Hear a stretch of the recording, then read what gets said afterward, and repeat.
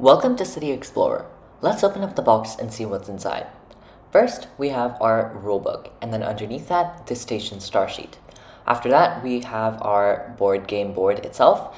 But first, before opening that, let's look at the cards underneath. We have 86 attraction cards and 61 city journey cards. Finally, the last bits are 100 money coins, some player pieces and the dice, and 10 taxi tickets. The first step to setting up the game is to open up the game board. Next, make sure that all the flaps on the station star sheet are unfolded. You can test this by feeling if they're flat. The game can be played by 2 to 6 players, but let's say that 3 players are playing. All players will start at the airplane at Changi Airport. All players start with 1 taxi ticket each, and they will each also be distributed 12 money coins. These are the attraction cards. Now during setup, make sure to arrange these cards by color. This looks like keeping all of the reds together, all of the greens together, and all of the yellows together, for example. Now you could keep the deck just like this, or you could also split the deck up into the individual color piles. So now that we're done organizing the attraction cards, let's move on to the 61 city journey cards. Shuffle them thoroughly and then place them with the rest of the cards. This is the last step of the game setup, and so now you can move on to playing the game. Okay, so now let's start the game. The way that we get players to move from their airplane where they currently are to the actual MRT network is through Changi Airport Station.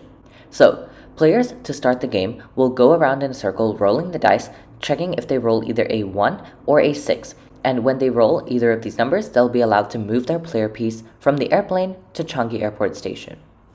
After having reached Changi Airport Station, players can now move freely along the MRT network using the dice. So now players will start their turns with a roll of the dice. If they roll a number, that number is the number of stations that they can move on the MRT network during that turn. So for example, if the player rolls a 1, then they can only move 1 station. But if the player rolls a 6, then they can move up to 6 stations on the MRT network. This could be 1 station, 3 stations, or even just 6 stations. Now, 2 faces of the dice have a special icon on them, this icon, which looks like a Merlion and a compass. If a player rolls this on the dice during their turn, they will have to draw a city journey card. Now, when drawing a city journey card, read out what the card says and do the action listed. Or if it's a City Chronicle card marked yellow, just enjoy the information presented. So let's say that the player here rolls a 6. This means that they can move up to 6 stations on the network during this turn. They're also free to change lines at interchange stations freely. So 1, 2, 3, 4, 5, 6, landing them at Bedok Reservoir. Now looking at Bedok Reservoir's label, we can see 2 stars, 1 dark blue and 1 green.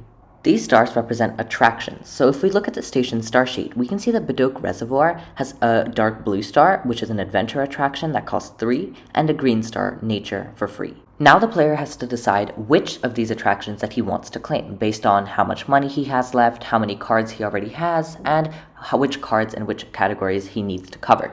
So let's say that he picks the blue one, the adventure one. He'll claim it by paying the cost, which is 3 coins, to the bank.